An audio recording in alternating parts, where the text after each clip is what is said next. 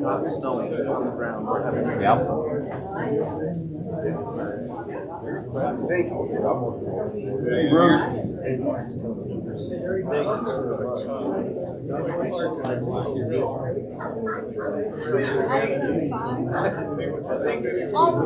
Bruce. Hey, how are you? Long time no see, brother. Wake me up if I snore. All right, we'll do it. I'm sure I will.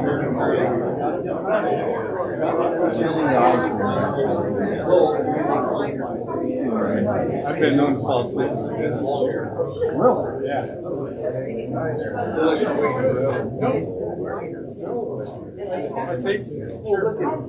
It's almost a gathering. Bruce Club. Bruce's. We need one or two more. Retirement guys. Yeah. You went reworking the furniture, I presume. What are you doing? You're a furniture upholsterer upper. That couch is built really light, and the whole time I've wanted to flare a piece of it. So the boys got the car out? Yeah. Good. The Bruce's. Oh, the Bruce got the car out. And it's still here. That's a good Bruce. We couldn't lock it. We tried. Oh, you couldn't lock it? We don't have a way. We don't have a key for locking it. There might be one on that Norris ring. I took the car key off the ring that had the rod. I'll check. So you didn't run out of gas You somewhere? probably no. That's why there's only a pint of gas in it. They're going to take it if they're not getting far. Well, Downhill. might ask Randy Stramel about that. Lecturing experience that you have. And intensity. Well, we want to find out what this is going to be. You know, they don't want a bunch of gas and go back. Sure. I had my challenge for the show for we could all give Not quite a year, but it's going to be soon. Well, you guys. It's a little cold. I know it's I would maybe ask. a little chilly.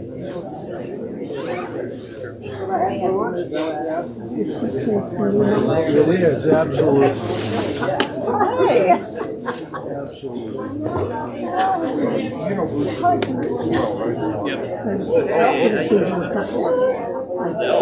This guy's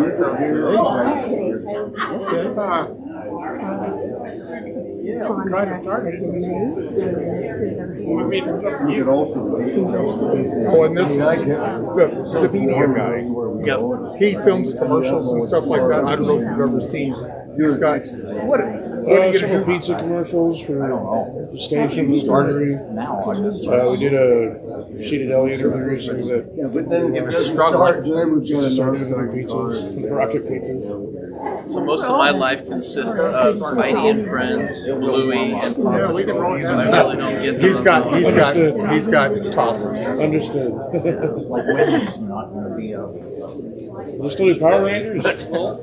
They do, but that's not in our wheelhouse. Okay. What? It's they do. How about I know they got new Teenage Mutant Ninja Turtles. Yes, that's actually one. That's good stuff. Yep, my middle one tends to watch Teenage Mutant Ninja Turtles. I never thought when I was an adult I'd still be able to talk to kids about Ninja Turtles. That and Pokemon. I'm right in there. Isn't that? we pointed Did it you? out for Okay, that all right. reason. I like all those pictures of the veterans out at the golf course.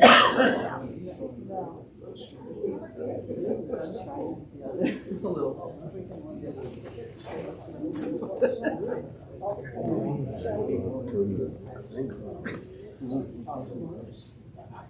This should have a picture. Turn the volume down.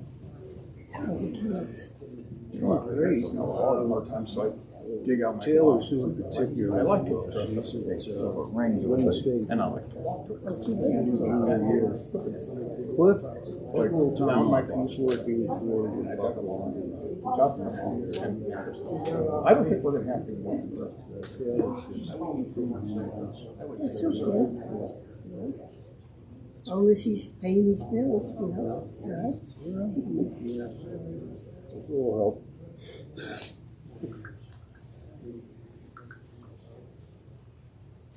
Man, that's quite the old fur. I think that's 1900s, early.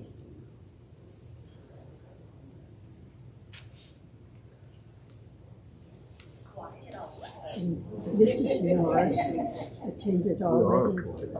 Did Yeah. And then when she was up at the nursing home, she called Jack and wanted him to come up. So the flight She is, had a little fur hat. so what I did is I type and the answer rate. So, no, it's something that was way And higher. then this must have been when he was home during this winter. He drove one So then I researched daughter it. That 47 star flight, something that should be teaching. It was and I don't know who else when was. Texas at the time didn't want to have anything to do with it. And so they I'll tell you someone who knows a some 47 information. star flight. Carl Mark. And it's historic.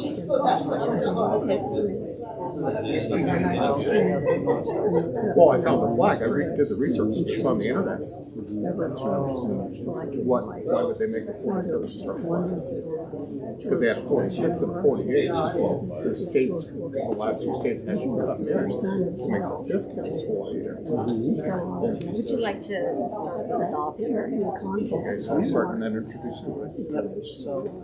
Are you ready? Yep. Yeah, Bill Marshall. Hello, everyone. Bill My name is Marshall. Harold Callahan, and I'm with the State of Nebraska Historical Society. I also manage the Norris House, and I would like to introduce to you the Director of Historic Sites, Mr. Brock.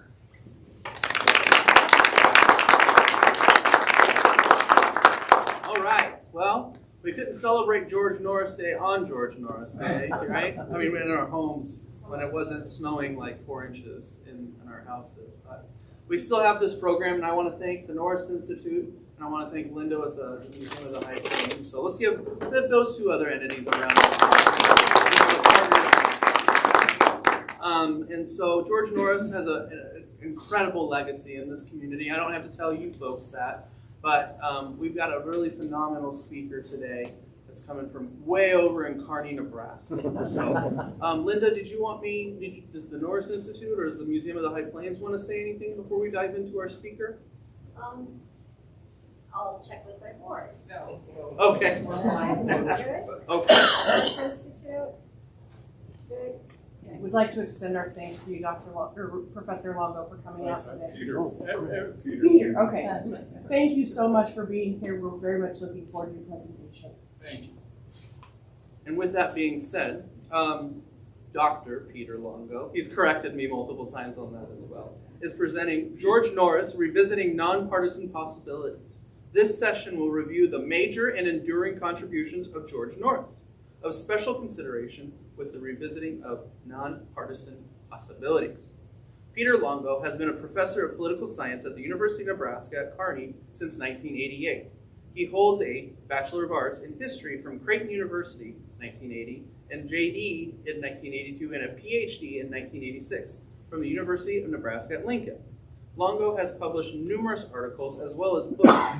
He is the co-editor author of Water on the Great Plains to the Texas Tech University Press, 2002, Great Plains Politics, University of Nebraska Press, 2018, and co-author with Robert Mywall and Anthony Schultz of the Nebraska State Constitution, a reference guide, 2nd edition, University of Nebraska Press, 2010. Peter Longo has been long interested in the well-being of Nebraska and the Great Plains. And I'm going to throw in George Norris as well, because you seemed pretty excited when I was. As of 3 weeks ago when you asked me. So let's give a warm welcome to our speaker.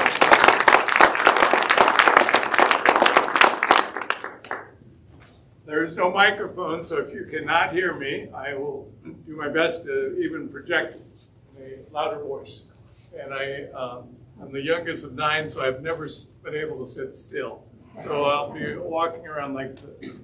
But I love McCook, and I've loved the politics of McCook. I love the students who come from McCook. So I feel a real bond. We talked about Judge Cloyd Clark who we were on the Humanities Council together. So I have a strong affection to McCook and really the whole area around here, Cambridge, you name it. So thank you for coming out. I always am insistent to call me Peter. Unfortunately, my son has a similar name, Peter Longo. He's Peter C., I'm Peter J. He is a orthodontist in Kearney, and I used to call him Petey Boy when I had students in the 80s. And so one student was talking to another student and said, I got to cut the conversation short. I've got to go to Dr. Longo to get my son's braces on. And the other student, former student, said, he's doing that now? I thought he was a political scientist. And no, it's Petey Boy. So poor fellow, he can't escape sharing. So he's the real Dr. Longo in town. I'm just an old professor. I also, as up front, as a disclaimer, I am far from being an expert on George Norris. In our department, we have a Norris scholarship, and we cherish the work that George Norris lives on, really. And that's what will motivate my talk. Seated to my right and your left, Senator, you're the one who put the chamber, right? And so you all are experts, so there'll be a little back and forth as if you were in a college class, all right? Because I'm not, the older I get, I know it's not very interesting when you lecture at people. So we'll try to make it a little interactive. And every time I mess up, please talk to my wife. She's in the back row, and she'll relay the message back, okay? So again, thank you. Thanks, Brock. And we'll move on, all right? There's not a clicker, so it works. And just another warning, there is a lot of reading with my slides. I was not of the generation that had the really high-tech slides, so I apologize in advance. But right in front of us is kind of a quick checklist of accomplishments. And again, you could keep adding. But enduring presence, right up the street, right, of his residence. I like, again, when you look back, again, I always think it is important to know, how did you get to Nebraska? And he was born in Ohio, and one of 11, and father died when he was 4. And you think of his greatness, how you come from such a humble start, and you're so able to move forth without that burden. And I'm sure his heart was burdened, but he never really let it show. He went off to work his way to Valparaiso Law School. I was sad to learn that Valparaiso closed in 2020. And by researching today, I thought, well, clearly there's got to be a George Norris scholarship at Valparaiso Law School. And they shut down. And that's kind of surprising. I guess they can play Division I sports, but they can't maintain a law school. So I always have trouble with that. He moved out to Kearney, Beaver City, and his wife, number one, she died in 1901, and his second wife, Ellie, he married in 1903. Now, if I was a good historian like Brock or all of you, we would maybe, spend a lot of time on the history. Here's a spoiler alert. Eventually, we're going to switch out of George Norris and make a connection And you might think, that's a little strange. That's when Diane and I, the car's parked right out there. We'll get away with all due haste. But not a bad legacy of being known for saving the family farm. Driving in from Kearney, you are taken by the ag way of life. On Friday, Diane and I drove to Atkinson, Nebraska, to celebrate the life of Jack Hoffman, who was a student of mine in 2 classes, and we made it up to Atkinson. So you can see the expanse of the Great Plains. You can see the expanse, and I'm kind of still so sad for that funeral, but you know that working the land is so important. And when you see towns like Amelia, which is not a very big town, by Atkinson, and you work your way through Bentley down here, you know how important it is to have an advocate to save our way of life. And so he made it off to the House of Representatives and had a long stint in the U.S. Senate. There's something happening tomorrow, Martin Luther King Day, and Notre Dame plays Ohio State. Am I missing something? No. Okay. All right. Well, if there was anything else happening, you can thank George Norris. He kind of removed that lame duck period on the 20th Amendment, bringing the swearing in of new members of Congress a little closer to this. That's what's happening. Swearing in of a presidency, right? And so George Norris, and we could keep going, all right? And the reason why I put on this draft, not for citation, because unlike historians who are always really good with citation, I'm really kind of sloppy, all right? So again, I put up my sources, but you can find out a lot of information. And so let's take a glimpse at some of the highlights. And I do environmental policy, actually. And spoiler alert, I've been teaching a course, Politics of Love, for 15 years. And finally, I've been getting some publications. In fact, with a colleague at Illinois State, we have a book accepted that looks at environmental policy connected to the possibilities of love. Just keep that in mind, because that's where we're headed, all right? But when you think of, when you kind of search out George Norris, rural electrification remains something of which so many people apply. We think of, gosh, our internet service is slow, but I can only imagine life without electrification. And we have they've worked lobbying for still maintaining rural electrification. And so this is a little newspaper article, but it kind of also shows that George Norris is known well beyond Willow County, well beyond Nebraska. So if you think of the Tennessee Valley Authority, what an engineering feat that was, but also what a political feat that was, because so many people had to be removed from their residence. Okay, and so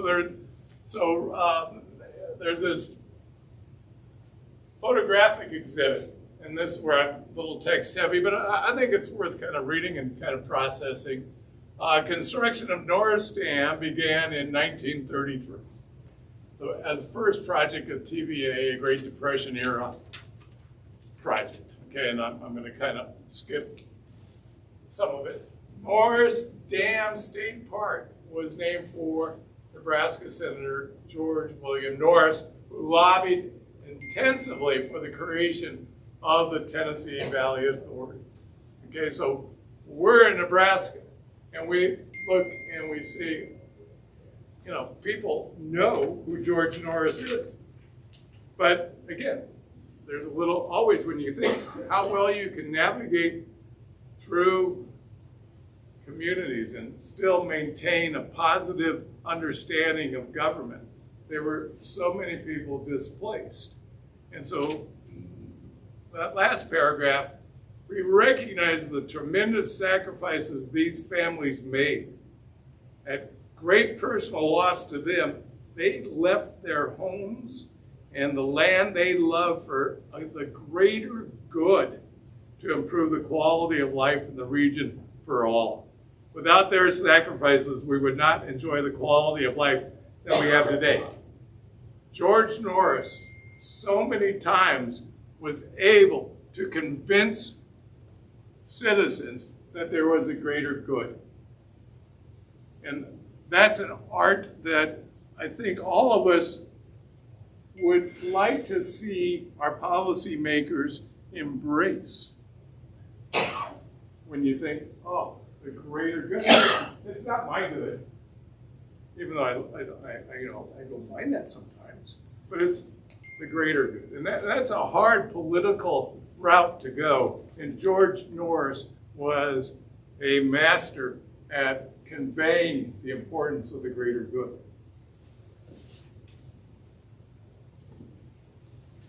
By the way, I had a lot of fun doing this. So let's continue the glimpse. And perhaps this is one little, we leave the Tennessee Valley and we come home. A New Deal Republican settled in McCook, wore out 2 sets of tires while he drove throughout the state campaigning for the measure. He said the two-house system was outdated, inefficient, and unnecessary. Now pause for a moment. Anybody ever a state senator? What do you think of that? You agree? Absolutely, I agree. All right. So, anybody else? I can tell you, George Norris did a lot of things all across this nation. He was a true United States senator. And even if you're in the legislature in Nebraska, you still represent the state. Okay. You are right. He would, again, he understood. I mean, his understanding of the greater good was. I'll put it this way. If you're somebody from out here, you damn well better know the old state because you have revenue votes out here. And you better be interested in what's happening in Omaha or Lincoln, because that's where the votes are. That's where we're going to see later on in this lecture, the fight is really intense because maybe that foundation and that outlook is not with those people from Omaha and Lincoln, right? We could trade places. That's good. Thank you. All right. So let's hit it again. You're getting a feel for George Norris, maybe, right? Robert D. Mewald. I always have to give a pause. Robert D. Mewald was my mentor. So he's the one who said to me, Longo, when you're going out to Kearney, don't be doing don't ignore the obvious. Pay attention to Nebraska politics, write on Nebraska politics, embrace Nebraska politics. And I thank Bob for that. And outside of Memorial Stadium is a tree that his wife and we all went and we bought a tree right by Memorial Stadium. So on the southeast corner, if you're interested, you can find his big oak tree. It was a little oak tree, now unfortunately a big oak tree. But he said, this unicameral, and Bob liked the unicameral, and he was often a consultant to the unicameral, but he said, this was not sudden, okay? So George Norris was thinking at it for a long time. Actually, there have been momentary spurts of interest in unicameralism in a number of states since World War I. Governors in some states have recommended it. In others, various good government groups and constitutional conventions have given it serious consideration. It has even been voted on by the people in a few states.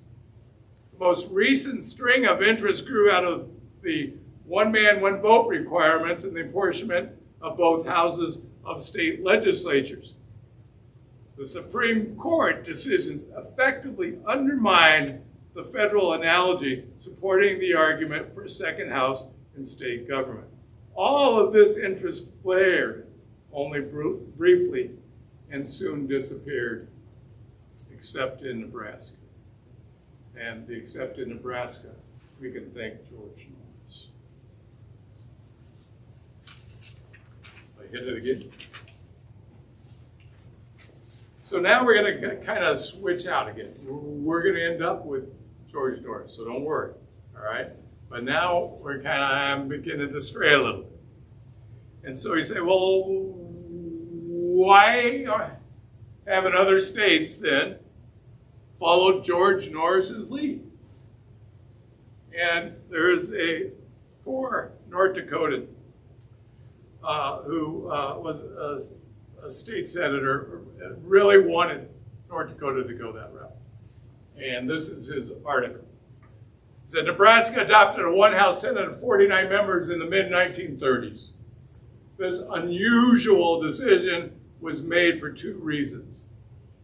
U.S. Senator George Norris and the Depression. Senator Norris was very popular in Nebraska. Around, look in your town, you can see that. So the citizens trusted his judgment. But it was the hardship of the Depression that sold the unicameral for being cheaper than the two-house. There would be half as many junkets, for one thing. Because the one-house legislature has been an interest since the 1960s, I went to Nebraska during their legislative session to learn about the system. Since we feel the need to two houses that check each other, Nebraska adds additional hearings to their process so it is more thorough and transparent. Using the one-house system has not impaired Nebraska as a state. Freedom and democracy are just as rampant in the Cornhusker state as in the other 49 states. Those who are benefiting from the two-house confusion concoct all kinds of fears to keep the present system. The naysayers ask, if the one house is so good, why haven't others accepted it? The answer is simple. Because nobody stands to make money on such a change, and if nobody makes money, nobody will finance a statewide campaign to take on the enrichment or the entrenched interest. We have a problem. We don't have a George Norris or a Depression. Okay, so you get from afar, George Norris, you know, the nice thing is I really do believe we all grow up with an appreciation of George Norris. You know, there's high schools and junior highs. We recognize, but sometimes you say, that was really impactful.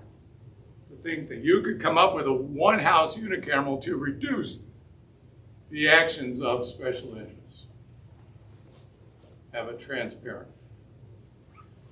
And that's why enduring still endures.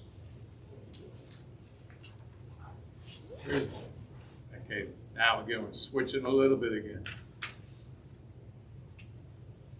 We all know that perhaps as a nation, we're not getting along as well as George Norris would like. And you know, you go teach your intro classes, and I think I'm in year 40 of teaching American government. And I have said, when I become a cynic, I've got to stop. if I cannot hold out the prospect that you can make a difference, that you have to cave into political fights, I have to quit. And I'm still hanging in there. And I'm not ready to quit at all. My wife's in the back and said, but we are, it's about time to retire. No, I can't, all right. Because we look at this data, and then when students come to class, they're smart. And so you put a slide up like this, and you see that we're split between, that's what all that slide indicates, is that Democrats and Republicans, in terms of numbers, we're poised for a good fight because of the split. And really that all started in the 90s. If you go back and you try to quantify it. But again, you think of George Norris, and he said, he might, if he was here, and I've invited him, see him out there yet, if he would walk through these doors, he would probably say, hey, Longo, big deal. Because I want to give you a nonpartisan message. So when you put a slide up there and you don't mention my work, then you're not doing well in the classroom. All right, so I kind of know that. And so I put that slide up to my students, and I kind of say, what George Norris might say to me, big deal. Get over it. Because you have to govern for the common good, not just for your party. That's a challenge. And again, I have to remain positive. Students oftentimes don't know if I'm a Republican or a Democrat, which is the way it should be. I've had students intern in Senator Hagel's office at the same time they were interning others in a good McCookie Senator Nelson's office. You can't be partisan because those students get punished, but then you realize, isn't this nice? You can tout the good from both. And so when you look at a slide like that, and there will be plenty of slides bombarding us until the next presidential election, probably, maybe midterm, they'll probably bombard us to say, the elections are going to be close, so they're really going to fight. All right, well, you say, that's what you get paid for, to be a political scientist? And I tell my students that, you know that. But just because things are close does not mean you cannot work together.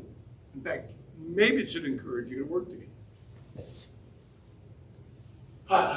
So, out of Journal Governing, a not so flattering view of Nebraska politics, of which I share with students, and I say we have to be on guard because we don't want people to view us as a state that that just fights. Now there's a lot of words here, and so I'm going to kind of paraphrase. So I'll read what I've highlighted. But again, a national outlet. But the headline: How Nebraska Evolved from an Oasis of Civility to a Cockpit of Conflict.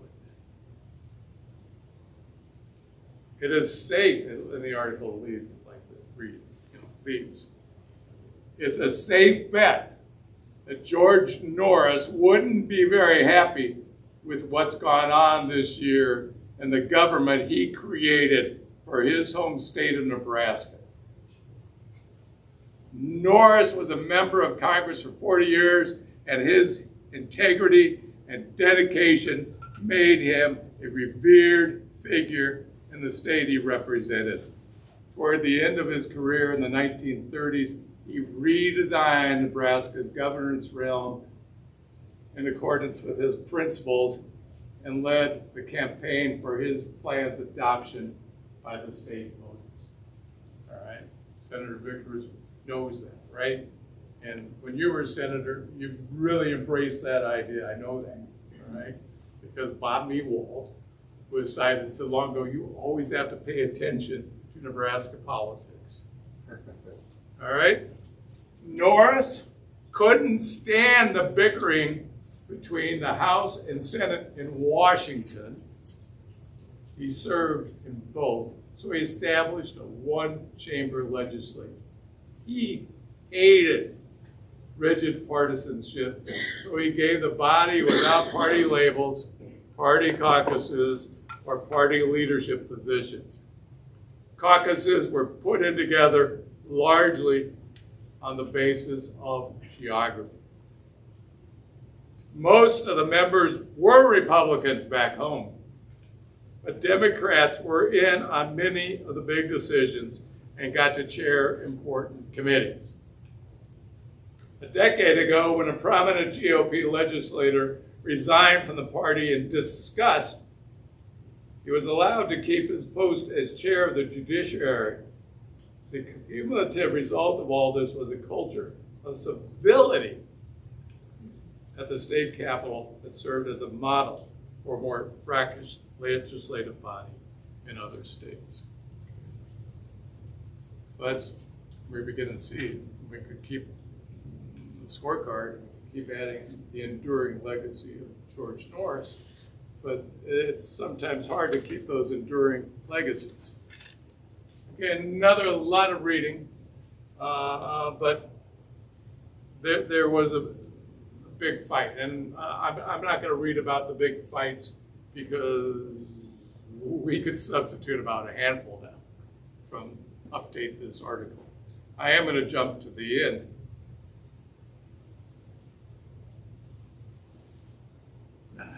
So,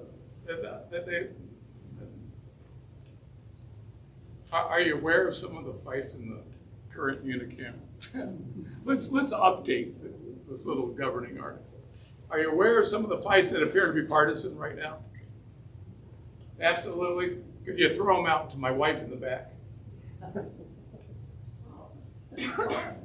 going on right now is changing the rules in the legislature, which is definitely a partisan move. Excellent. So changing the rules so that you kind of do have to show your hand as to what party you are. Yeah, and identifying as a party. Right. The press, to me, is doing a disfavor when every time they record somebody as a Republican or a Democrat when it is a nonpartisan legislature. That is so good. Yeah, great. I get my A. You did. You get an A plus, all right? Two governors who have lost their own legislature. So you have governors who don't respect that nonpartisan spirit that George Norris had. Both of them are governors were Republicans. That's the reason the last two legislatures have been with them. Right? I'm sorry. Well, you know, that's fantastic. We could update. And there's refreshments afterwards, and we're going to carry on this. But you see that. You can see how you could see how someone would observe Nebraska and then look at recent examples to say, what happened to that spirit in which we did not recognize party identification? Right? We did look, and the governor's respected. All right. I mean, again, I have to give credit for McCook. I mean, you've got governors from this town, right?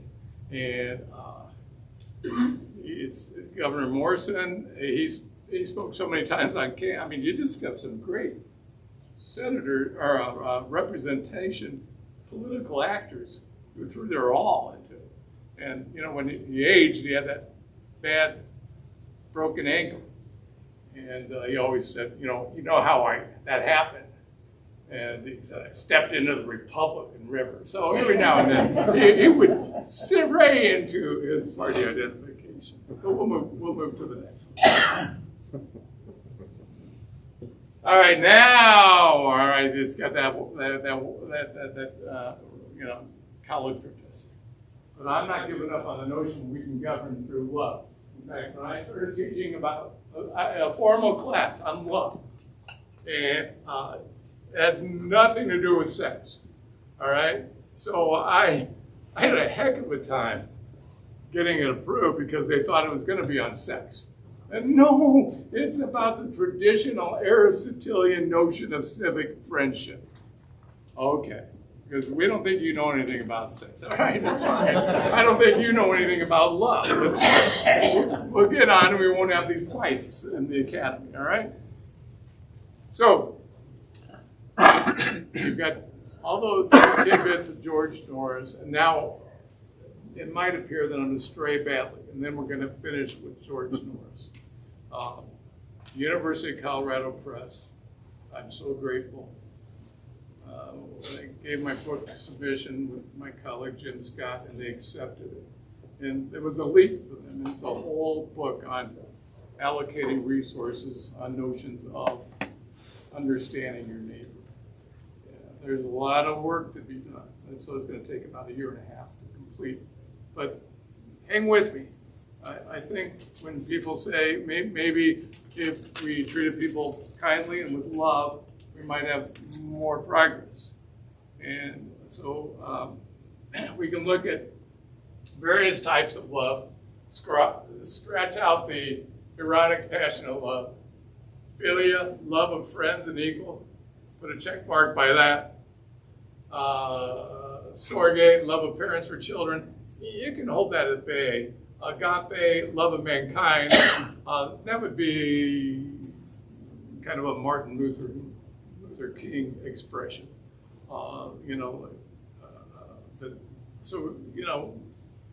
Really philia, agape, those would be the two that we're going to focus in on a bit. Okay, now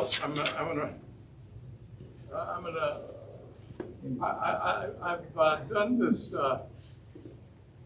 Thanks so much for doing that. All right, I would be stumbling over. I don't know whether to give like the hour version or the 15-minute. I don't know. So I am going to be mindful of time.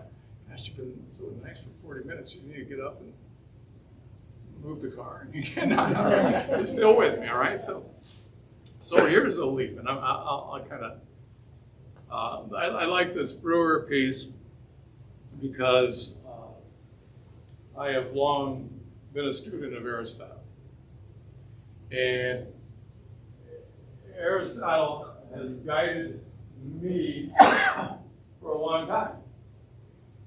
And when we think of Nebraska, the good life state, I'd like to find out who put that slogan, because that's an Aristotelian notion that we enter politics, we participate in politics because our aim is for a good life.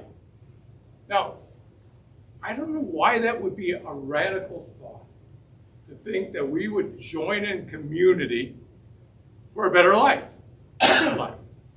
And that's why I've long been interested in teaching government, but I've also been every now and then forced to participate in government.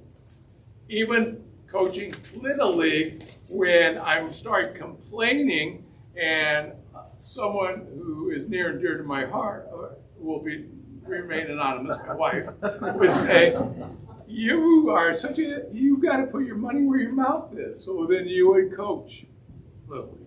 So Aristotle, in Nicomachean Ethics, instructs us that we have to take part in the deliberative nature of the state. Kind of a Norris idea, right?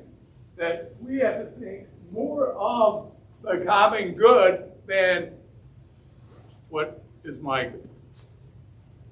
So, I'll read, I'm sorry, they're big, long, juicy quotes, but I like them. So, because this Brewer really captures why we might think of governing through an understanding of love and friendship.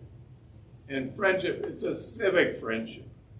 Like, I know Brock, he knows me. We've shared rides. We work in the same building. We pick up a grandkid and you're picking up kids. In other words, we know each other. So when Brock asks me to do something, I have trust in Brock. So when we know each other, we govern better. It's the hard part. How are we going to get to know each other? And so the first and most basic challenge is to explain how the pursuit of anything roughly translatable as one's own happiness could require one to assign a recognizably moral importance to the needs of others and interests of others. Okay? So in other words, not a morality is in government doing that which is good for the community. That's the morality. It's hard to see why sufficient power and luck, a thoroughly dishonest, greedy, and unjust person could not possibly enjoy worldly happiness. So you're sitting around and you go, all right, but then you pause and you say, I'm going to think, what would forge a solid friendship? It's not maybe going out and drinking beer with broth. It's picking kids up, asking how your kids are doing at Northeast School in Kearney. All right. That's the nature of the friendship that we might consider. It certainly was the understanding of Norris when he saved family farm after family farm. Those were neighbors. A second challenge facing those who seek to articulate a plausible and recognizably Aristotelian moral theory is to explain how we might learn what concrete actions morality requires or drawn upon our moral insights when deliberating or attempting to justify our actions to others. That's George Norris saying that partisanship is not serving us. That's George Norris saying, are you able to vacate your property so that we can put the TVA in?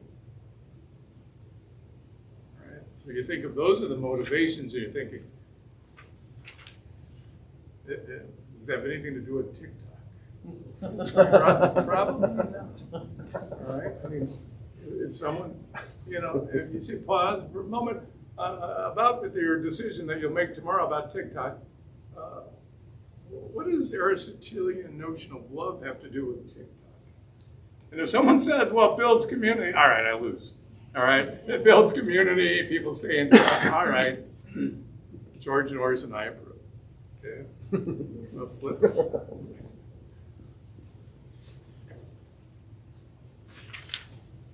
I won't read this whole long quote, but it's really, a couple ideas are really important. One is the notion that when we are aware of each other, we reciprocate. So when the senator does something, it would not be out of line for his expectation for me to deliver on what he proposed as well. So we work together. Now, you know that we work together much better when we know each other. And so he writes, what genuine forms of philia have in common, according to Aristotle, is that all of them involve reciprocal goodwill. Okay. And so you say, right. Any of you follow the transfer portal? Anybody? Do you root for Nebraska basketball? Sure. Did they win today? They were looking bad when the game. Yeah, and about 8 minutes left. 3 points behind. Oh my gosh! Yeah, but as my astute wife pointed out, well, they really don't know each other. I mean, you need a scorecard. I said, yeah, what they need is have me talk a little bit about Aristotle and the need for reciprocal goodwill. But there's some truth to that. When you don't know who you're playing with, who to trust, who to go to, when there's 10 seconds left, and so you take that. And if you talk about George Norris probably, I don't think, would ever allow the transfer portal to ever happen. He would not see, perhaps, a common good on that. Maybe he would, I don't know. We haven't had that conversation, all right? But again, you can see the importance of knowing each other, the importance of reciprocal goodwill, all right? So you pause, and this is where, I mean, you could really pull this out. Then you say, well, so what is good? And then you really engage in the conversation. So imagine if you're teaching college students, and I say, do you engage in good activity or bad activity? And they kind of blush. I said, well, give me an example of good activity. Well, we helped with filling up the big blue cupboard to feed students who need, that's Aristotelian. Did you have a good time over the weekend? Were you doing that on Saturday night? So, what were you doing Saturday night? Well, okay. So boozing it up on Saturday night is not, you might have had fun, perhaps, for a moment. Probably didn't feel very well on Sunday, all right? But you probably, if you had worked at the pantry, you probably would have that feeling that you're serving a greater good, all right? But, like all of us, we need affirmation. And that's when we live in community. And when we came to town, notoriously an hour early for things, you have a YMCA drive, right? And there are signs on people's lawns, right? And what is the appeal? Why would anyone give to the YMCA? Thing to do it. All right. There you go. That's it. It's a good thing to do. And that's George Norris. And that's what I tell students. Connect doing that which is good to your understanding of how to govern. And that's why George Norris is such a vivid example for students. That's why we give a George Norris scholarship. All right?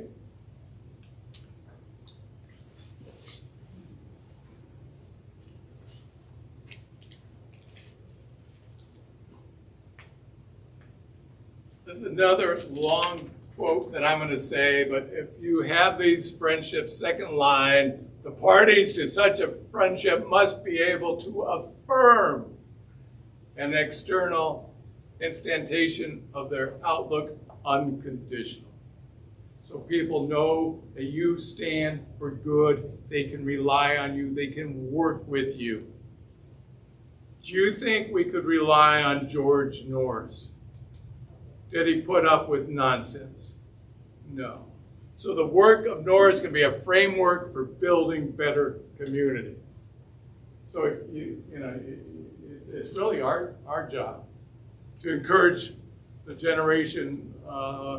What grade are your kids in? We got a kindergartner, a preschool, and then nothing. All right, it's our job to continue the message of George Norris so that there's a framework for the continued good works of George Norris. Okay?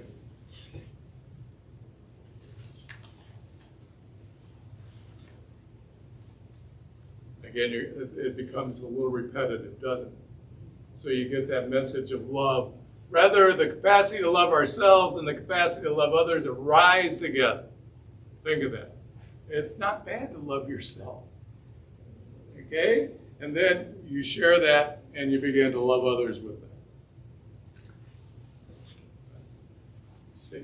All right, now we're back to Norris. Pause for a moment. And you might think it's quite a stretch to go from Norris to love back to Norris.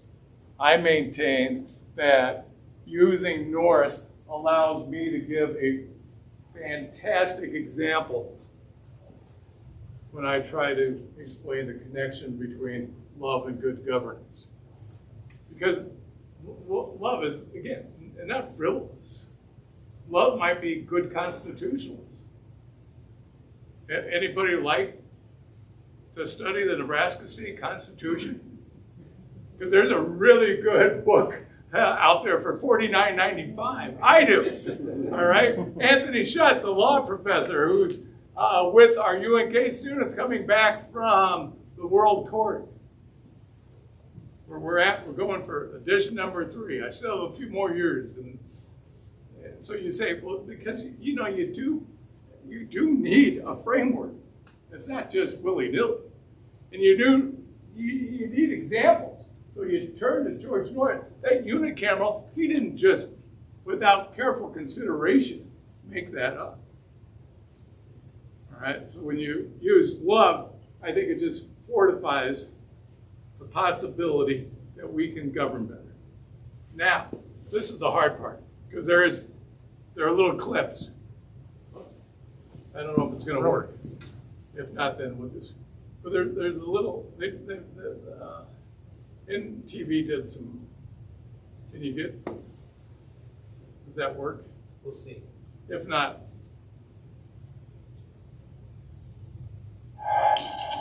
An NET television production. This program is funded in part by the Nebraska Humanities Council and the Nebraska Arts Council. I tell you what, we could run these at break if they don't pop up where people could view them. As you know, I mean, our Humanities Council, state, no, it's not going to work. I don't think so. Okay. See, I knew that it was always technology, but anyhow, these are really, so when you know about, you want to come over and watch it, we'll hit it for you. But, you know, the wonderful thing about governing together in community is the shared talent. And so you think of our public television, and they always give you an appeal for a fundraiser. But the work they do in providing, and that's why I was going to sing their praises. They have these great tributes to George Norris, and so they have not forgotten the legacy. And if you go to our Nebraska Unicamera page, there are several tributes to George Norris. And so I don't know, you think our current senators appreciate? No. So we have to remind them.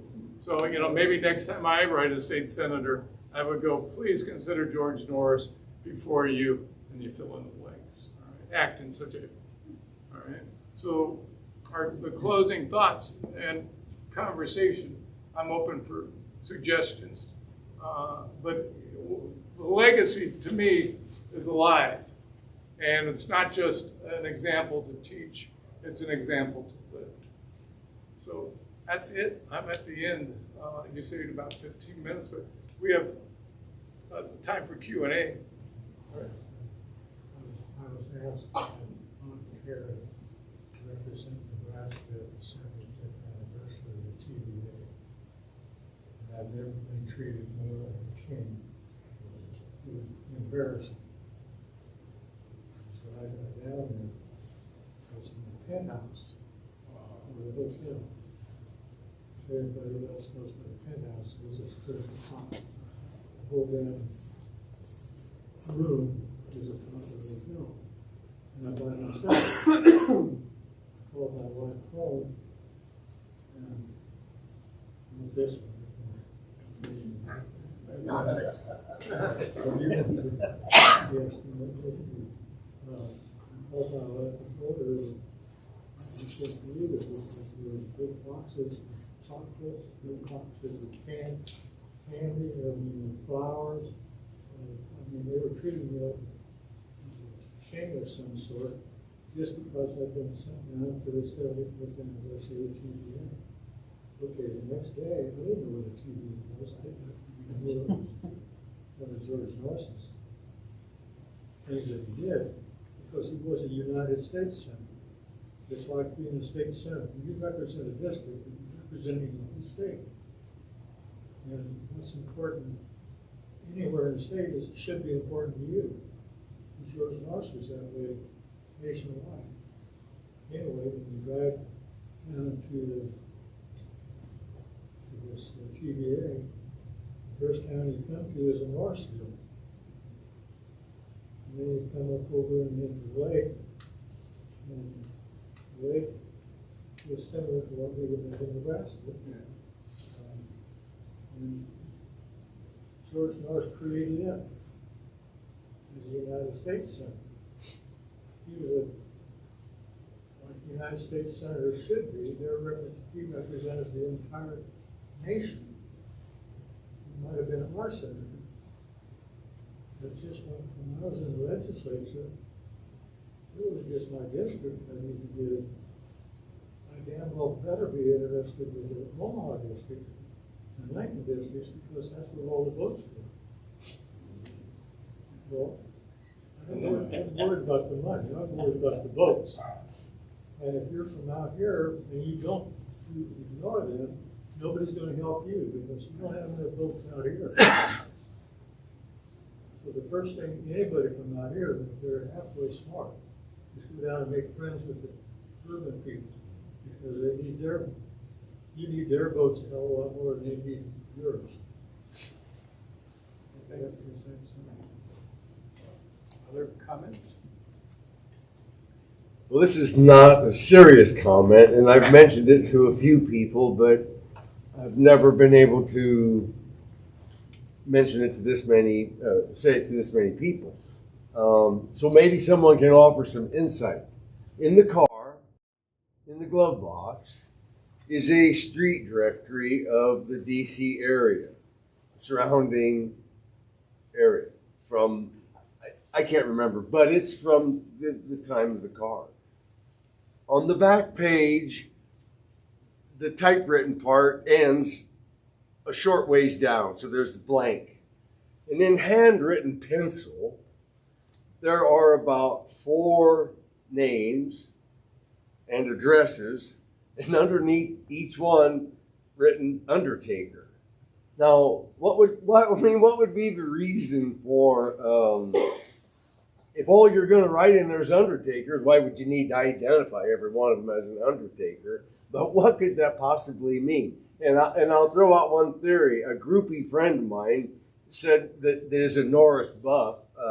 Said maybe George, if a friend's bill died in the Senate or something, you know, that was what he came up with. But doesn't that seem rather peculiar? It is, and then when you find that out, March 19th through March 26th, 20 students and I are going to DC for a week of checking things out in a frantic way. Let me know.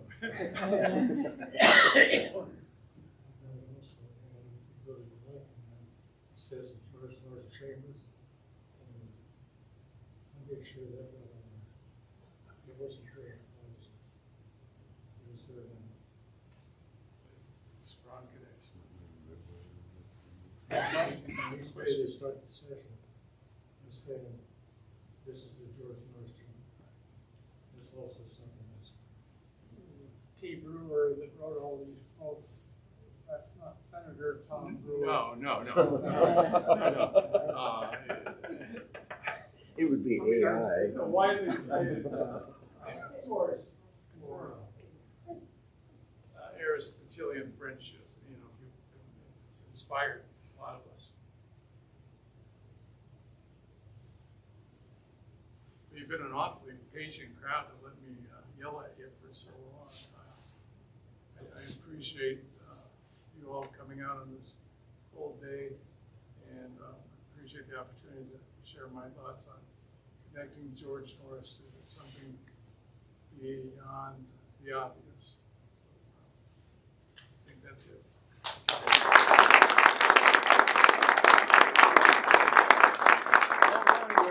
Come on back up here. You don't get to run away quite yet. I do want to thank you all for being here. Yes, it's negative 12 degrees with wind chill, but special thanks to the Museum of the High Plains. Linda, I really look forward to doing more programming with you between the George Norris House and the Museum of the High Plains and the State Historical Society. As you can see, there's some refreshments over here as well that was provided by the Norris Institute. So then we need to make sure that we recognize those individuals and those entities that were involved to make this happen for a really an engaging experience and presentation. So got to listen to some more of this philosophical element behind some of George Norris's beliefs. And then Maggie, right? Yep.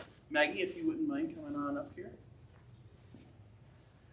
Peter, this is a first edition of The Fighting Liberal, and Dennis Berry, one of our founding members of the Norris Institute, donated this book to us, and we felt that it would be an honor to give it to you. I will cherish it.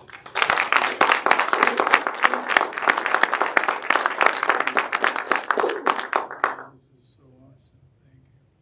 Thank you. Thank you to I'm going to make Dennis as certain well. my 8 grandchildren know where this is in our house. All right, there's refreshments. And I think this, Peter, are you sticking around for a few minutes, or are you heading over? I'm not in any rush. Diane and I usually watch 4 grandkids on Sunday afternoons. So we're, enjoying the freedom now. We love them.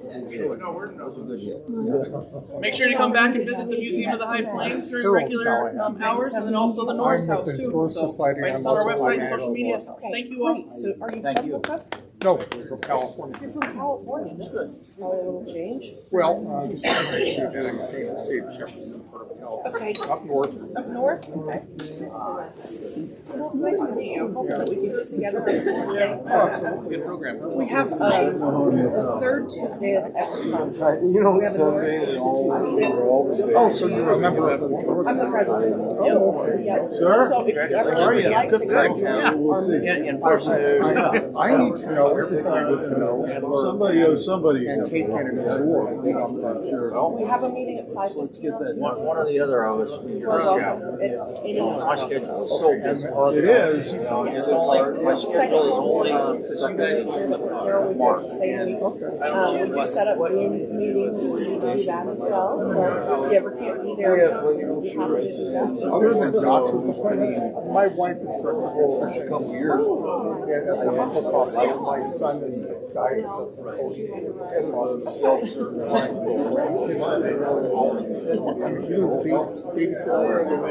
So we're the Norris.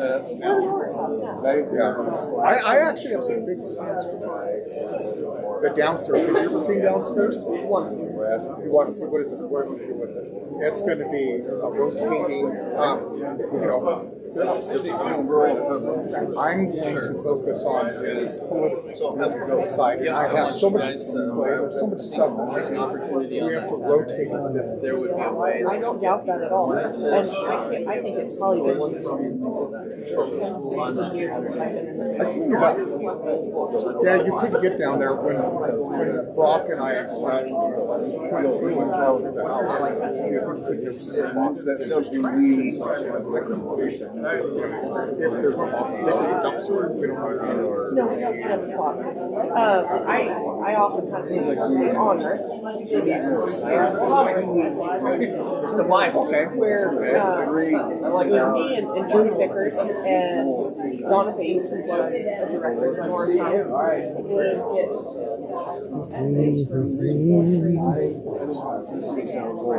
I may be. Like I've asked them.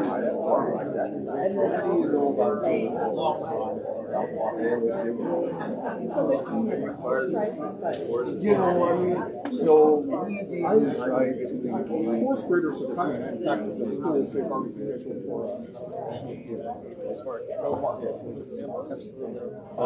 So I not. Oh no! I would like. I wanted to make sure I spoke. And there's a lot of things